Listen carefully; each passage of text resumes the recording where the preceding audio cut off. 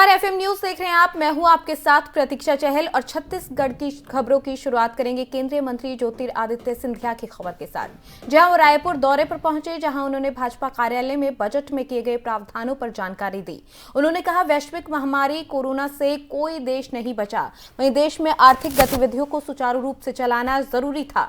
विश्व के कई देश भारत में प्रधानमंत्री मोदी की अगुवाई में एक नया भारत बनाने के लिए पूंजी निवेश कर रहे हैं।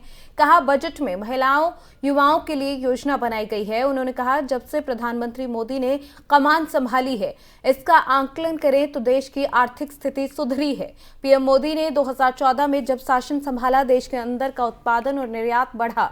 घरेलू उत्पादन का कर्ज 99 लाख करोड़ था। 2014 से घरेलू उत्पादन बढ़ा है।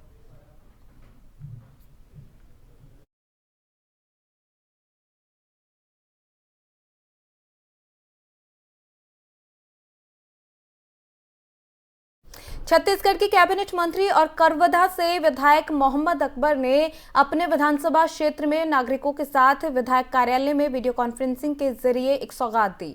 उन्होंने वीडियो कॉन्फ्रेंसिंग हॉल का विधिवत रूप से शुभारंभ किया। कबीरधाम के नागरिक अब इस वीडियो कॉन्फ्रेंसिंग हॉल के जरिए यहां से सीधे रायपुर स्थित कैबिनेट मंत्री अकबर से संवाद कर अपनी मांग, समस्या और शिकायतों से उन्हें रूबरू करवा पाएंगे। संवाद का ये माध्यम कोविड संक्रमण के बचाव के साथ साथ लोगों के समय और धन की बचत भी करेगा। वहीं इस मौके पर यहां से अब लोगों की समस्याओं का ठोस समाधान और उनके निदान की पहल भी की जाएगी। अकबर ने वीडियो कॉन्फ्रेंसिंग हॉल का शुभारंभ करते हुए अपने विधायक कार्यालय से सीधे कलेक्ट्रेट के स्वांग कक्ष के माध्यम से कलेक्टर रमेश कुमार शर्मा से जुड़कर राज्य सरकार की महत्वाकांक्षी धान खरीदी योजना की भी समीक्षा की।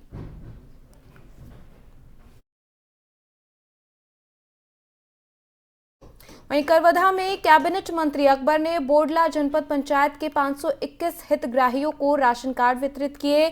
जहां कबीरधाम जिले के बोडला जनपद पंचायत के सैकड़ों ऐसे परिवार हैं जिनके चेहरे पर उस समय खुशी देखने को मिली जब उनके परिवार के सभी सदस्यों के लिए राशन की समस्या और परेशानियों का ठोस समाधान किया गया। वहीं ग्राम खड़ोदा कला के हितग्राही सरस्वती बाई नए राशन कार्ड को पाकर बहुत खुश नजर आई। उन्होंने कहा कि अब मेरे परिवार के लिए राशन की चिंता दूर हो गई है।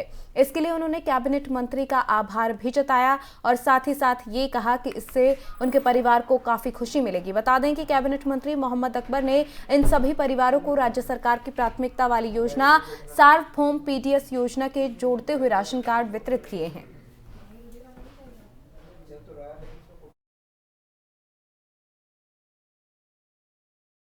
वहीं बेमेतरा में अवैध परिवहन और ओवरलोड परिवहन के नाम पर लगातार कार्रवाई को लेकर जिला ट्रक हाईवा ट्रांसपोर्ट संघ का गुस्सा फूट पड़ा। ट्रक और हाईवा के साथ रैली निकालकर प्रदर्शन किया गया। जिला प्रशासन की तरफ से लगातार ट्रक हाईवे पर जो है कार्रवाई को लेकर वाहन चालक संघ ने धरना प्रदर्शन करते हुए रैली निकाली और प्रशासन पर एक तरफा कार्रवाई करने का आरोप लगाया। संचालक संघ ने प्रशासन पर आरोप लगाते हुए कहा कि जब हाईवा घाट में जाता है तो वहां मजदूरों के द्वारा मशीनों की तरफ से हाईवे को लोड किया जाता है। इसके बावजूद भी जिला प्रशासन ओवरलोड या अन्य अवैध तरीकों से परिवहन के नाम पर कार्रवाई कर उनको परेशान करने का काम कर रही है। अगर कार्रवाई करनी है तो रेत घाट पर करें या फिर उन मजदूरों पर करें जो इन वाहनों को ओवरलोड के उसमें भर देते हैं।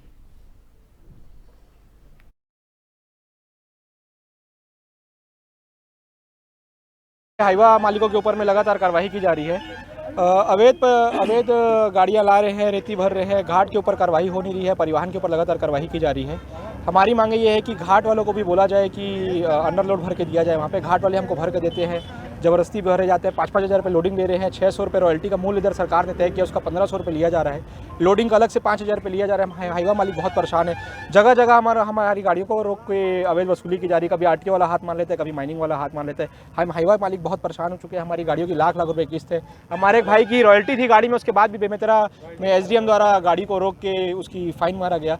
गलत कार्रवाई की जा रही है। हम सिर्फ हाईवा परिवहन के ऊपर ही सिर्फ कार्रवाई क्यों, घाट वालों के ऊपर कार्रवाई क्यों नहीं? हम अनिश्चितकालीन हड़ताल में बैठे हैं। जब तक कि हमारी मांगे पूरी नहीं होगी तब तक हम अपनी हड़ताल को खत्म नहीं करेंगे।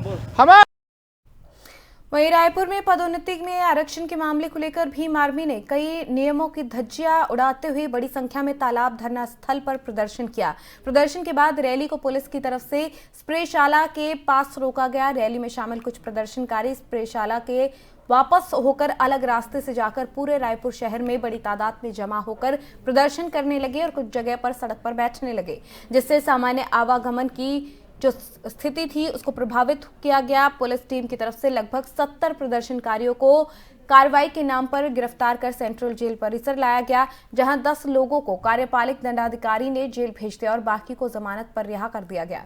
इस घटनाक्रम में प्रदर्शनकारियों के खिलाफ 2 FIR भी दर्ज की गई हैं।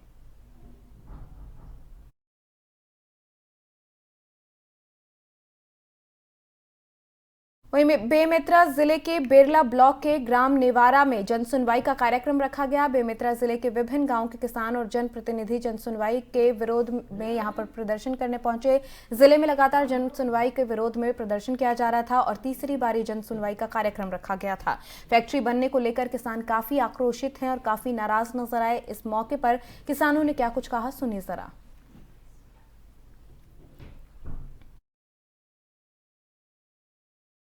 कठिया में, बोरिया में, सरदा में, खंडरका में, बेरला में, आपका नेवनारा में, यानी यहाँ पूरा बेमेतरा प्रदूषित हो जाएगा। आज बेमेतरा का जो वातावरण है स्वच्छ वातावरण है।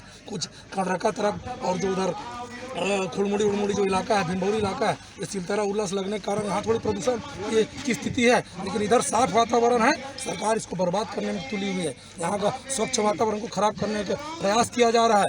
हजारों लाखों करोड़ रुपया पेड़ पौधे में खर्च किए जाते हैं। जहाँ ऑलरेडी जहाँ हरियाली है, ऐसे जगहों को निशान लगा कर चौपट किया जा रहा है। अगर इनको प्लांट लगाना भी है तो ऐसे इलाका में लगाएं जहाँ किसी प्रकार का कोई फसल नहीं होता, जहाँ कोई पानी नहीं है। ऐसे जगहों को में इंडस्ट्री एरिया के लिए एरिया घोषित किया जाना चाहिए। ऐसे एरिया में अगर प्लांट लगेगा तो हम लोग कौन चीज में प्रदर्शन देखने को मिला। किसानों का स्पंज आयरन फैक्ट्री लगने को लेकर ये विरोध प्रदर्शन किया गया। लगातार किसानों की तरफ से विरोध प्रदर्शन किया जा रहा है। इससे पहले भी जन सुनवाई रखी गई थी और अब तीसरी बार जन सुनवाई की जा रही थी, जिस दौरान किसानों की तरफ से यहां पर विरोध जताया गया और अपना जन सुनवाई को लेकर विरोध दर्ज करवाने के लिए किसान यहां पर काफी संख्या में पहुंचे और तीसरी बार जब जन सुनवाई हो रही थी इस कार्यक्रम का उन्होंने विरोध किया। आपको बता दें कि फैक्ट्री बनने के मामले को लेकर किसान काफी आक्रोशित हैं, काफी गुस्सा में देखने को मिल रहा है और स्पंज आयरन फैक्ट्री को बनाने का ये पूरा मामला है, जिसको लेकर काफी वक्त से किसानों की तरफ से धरना प्रदर्शन किया जा रहा है, नाराजगी जताई जा रही है। लेकिन उसके बावजूद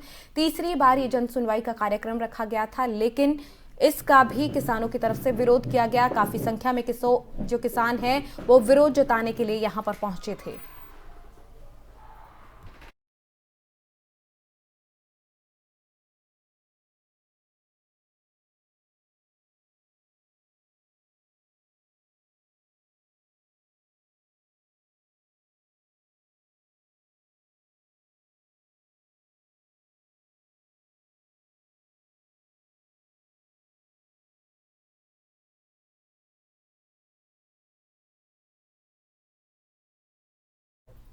वहीं समर्थन मूल्य में धान खरीदी की अंतिम तारीख पास आने के साथ किसानों में पंजीयन को लेकर खासा उत्साह देखने को मिला।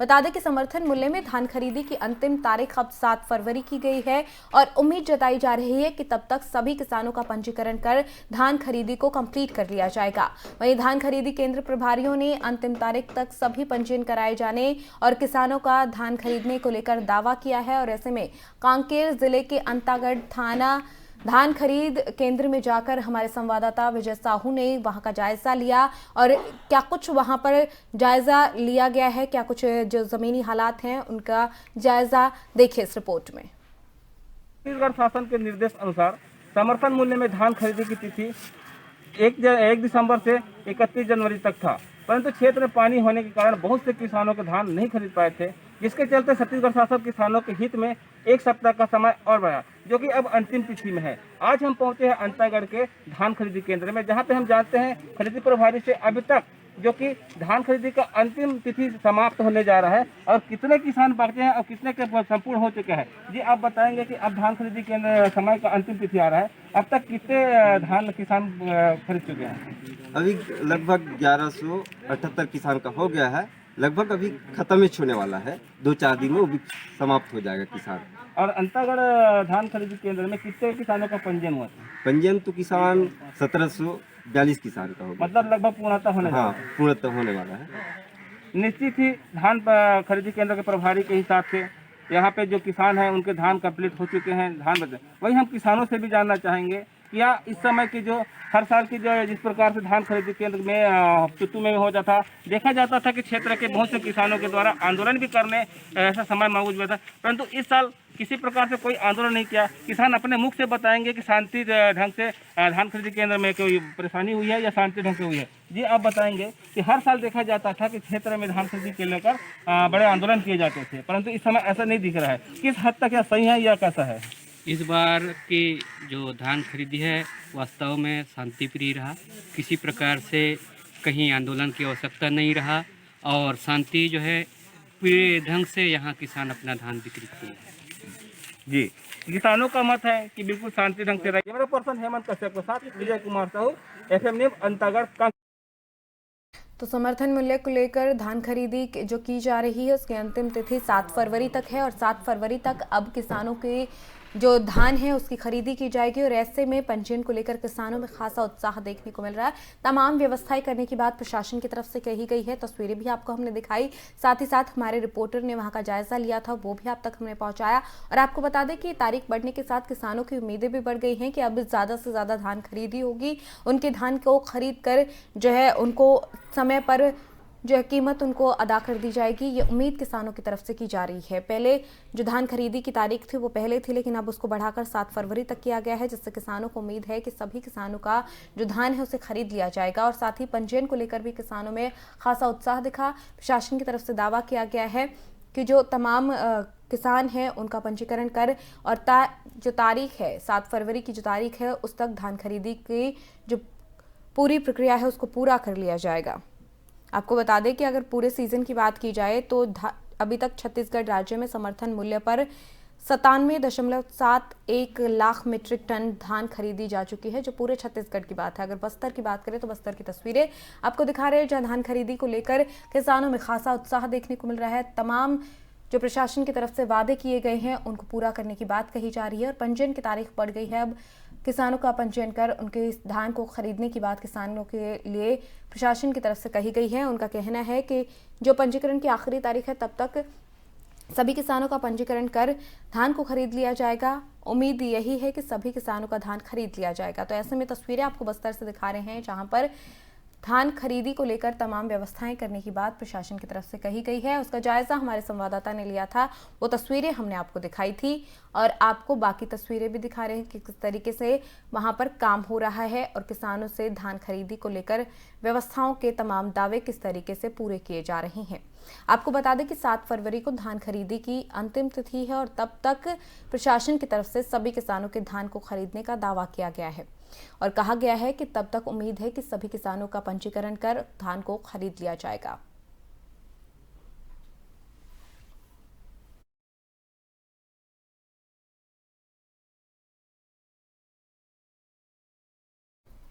तो बस्तर से तस्वीरें आप तक पहुंचा रहे हैं, जहां किसानों में खासा उत्साह दिखाई दे रहा है। आपको बता दें कि पूरे छत्तीसगढ़ राज्य में अब तक समर्थन मूल्य पर धान खरीदी को इस चालू सीजन में 97.71 लाख मीट्रिक टन जो है धान खरीदा जा चुका है।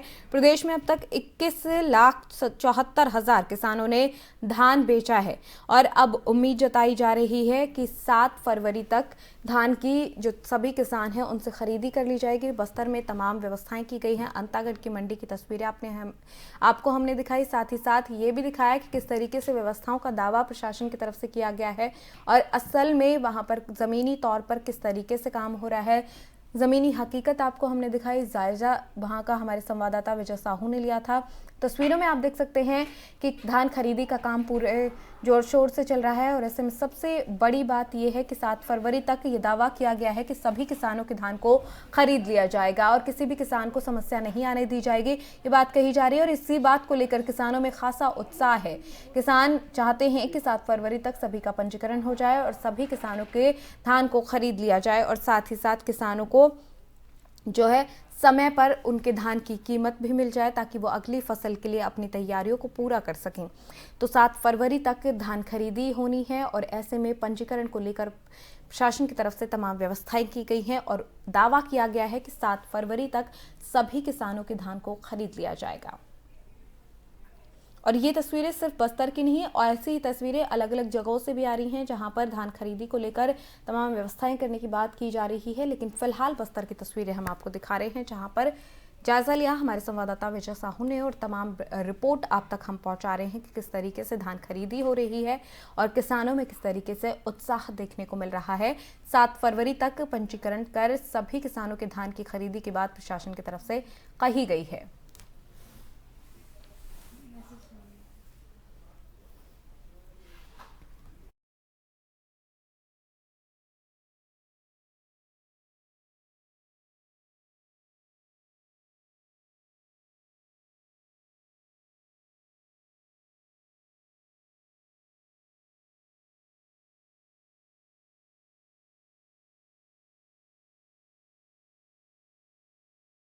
वहीं आगे बढ़ेंगे, छत्तीसगढ़ राज्य में समर्थन मूल्य पर धान खरीदी के चालू सीजन में अब तक 97.71 लाख मीट्रिक टन धान खरीदा जा चुका है।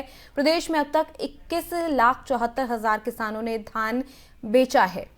धान खरीदी की एवज में अब तक किसानों को बैंक लिंकिंग व्यवस्था के तहत करीब 19,000 करोड़ रुपए जारी कर दिए गए हैं। आपको बता दें कि किसानों की मांग और जरूरत को ध्यान में रखते हुए किसानों की सहूलियत के लिए मुख्यमंत्री बघेल ने धान खरीदी की तिथि को 1 हफ्ता और बढ़ाने का निर्णय लिया और अब किसानों को 7 फरवरी तक धान खरीदने की परमिशन दी गई है। किसानों के धान को खरीदने की परमिशन दी गई है। राज्य सरकार में इस साल 24 लाख से ज्यादा किसानों ने 105 लाख मीट्रिक टन धान खरीदने का लक्ष्य रखा गया। चालू सीजन में सभी पंजीकृत किसानों को धान बेचने के लिए टोकन की व्यवस्था सुनिश्चित कर ली गई है।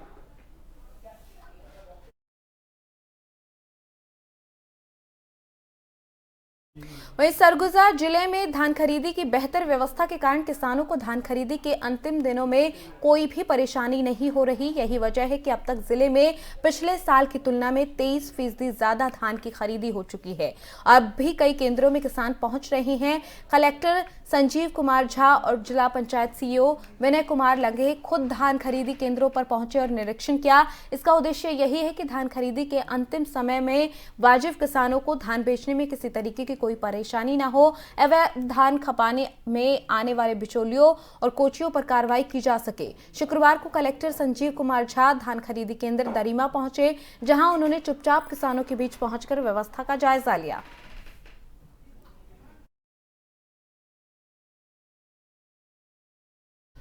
वहीं नक्सलियों के खिलाफ सुरक्षा बलों ने छत्तीसगढ़ में जो रणनीति अपनाई उसमें से एक प्रमुख अभियान है लोन वराटू। इस लोन वराटू अभियान के तहत छत्तीसगढ़ के दंतेवाड़ा में सीआरपीएफ के डीआईजी और एसपी सिद्धार्थ तिवारी के समक्ष भांसी थाना क्षेत्र में सक्रिय एक महिला सहित 6 माओवादियों ने आत्मसमर्पण कर दिया। लोन वराटू अभियान के तहत अब तक 124 इनामी सहित कुल 506 माओवादी आत्मसमर्पण कर चुके हैं और नक्सलियों के खिलाफ इस अभियान के से सुरक्षा बलों को काफी मदद मिली है। नक्सलियों को मुख्य धारा से जोड़ने के लिए गांव-गांव में सरपंच, सचिव और जनप्रतिनिधियों के माध्यम से नक्सल उन्मूलन अभियान चलाकर लोगों को जागरूक किया जा रहा है, जिसकी वजह से लोन वराटू अभियान के तहत आदिवासी ग्रामीण लगातार नक्सल संगठन छोड़ मुख्य धारा से जुड़ने की कोशिश में जुटे हुए हैं।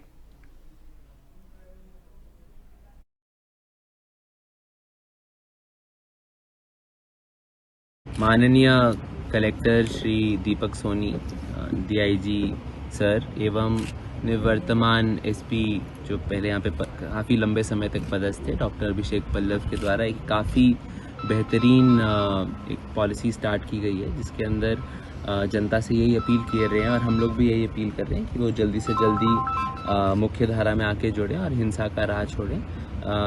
इसी को हम आगे बढ़ाना चाहते हैं।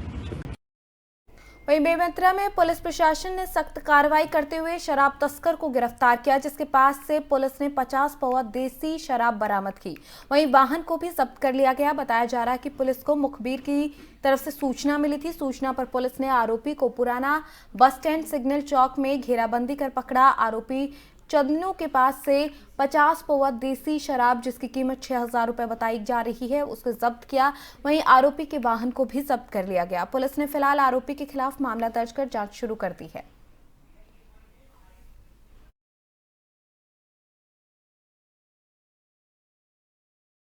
उप महानिरीक्षक और वरिष्ठ पुलिस अधीक्षक जितेंद्र सिंह मीना की अगुवाई में बस्तर पुलिस की तरफ से आपराधिक तत्वों के विरुद्ध लगातार कार्रवाई की जा रही है और दूसरी ओर नक्सल मोर्चे पर भी नक्सल विरोधी अभियान को लेकर कार्रवाई की जा रही है। बस्तर पुलिस ने 3 सक्रिय माओवादियों को गिरफ्तार कर इसमें सफलता हासिल की। बताया जा रहा है कि पुलिस टीम की तरफ से इन्हें पकड़ने के लिए अभियान चलाया गया था जिसमें उन्हें सफलता मिली और 3 माओवादियों को पकड़ने में कामयाबी हासिल की गई।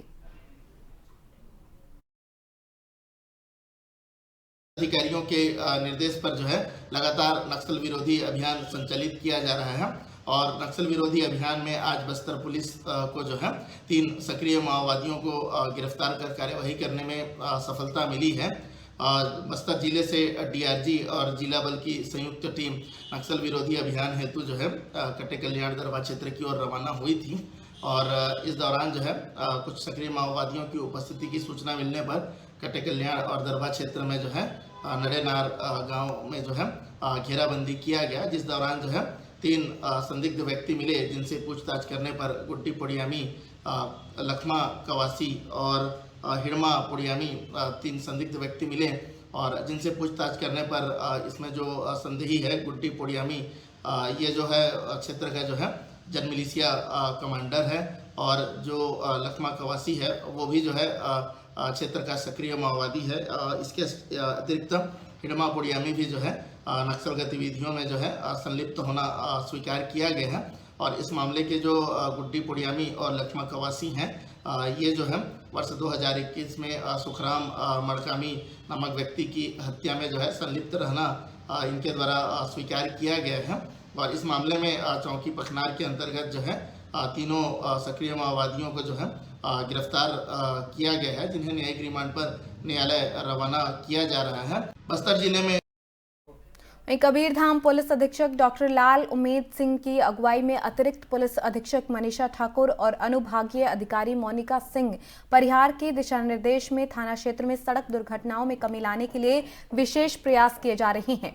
इस पहल के तहत थाना सहसपुर लोहारा पुलिस ने मुख्य मार्गों में सुगम सुरक्षित आवागमन के लिए सड़क किनारे खासकर अंधे मोड़ पर विजिबिलिटी बढ़ाने, साफ सफाई और पेड़ों की कटाई छटाई कराने का काम किया ताकि हादसों में कमी आ सके। इसी के साथ लोगों को जागरूक भी किया जा रहा है। तस्वीरें भी आपको दिखा रहे हैं कि किस तरीके से ये पहल प्रशासन की तरफ से की जा रही है ताकि सड़क दुर्घटनाओं में कमी आ सके। तो ऐसे मोड़ जहां पर ज्यादा से ज्यादा दुर्घटनाएं होने की स्थिति रहती है वहां पर लोगों को जागरूक किया गया और साथ ही साथ सफाई करवाई गई और जो पेड़ हैं उनकी कटाई छटाई करवाई ताकि दुर्घटनाओं में कमी आ सके।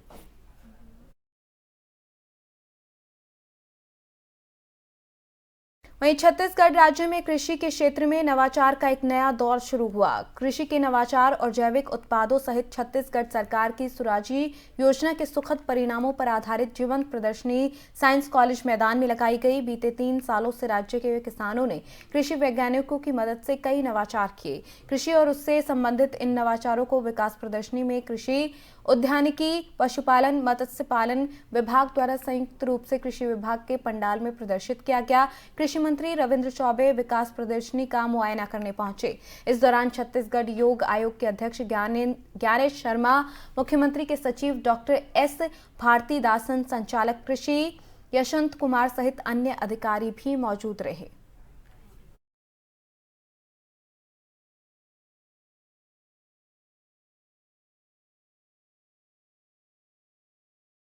छत्तीसगढ़ की खबरों में फिलहाल इतना ही, लेकिन देश और प्रदेश की तमाम खबरों को देखने के लिए बने रहिए हमारे साथ। नमस्कार।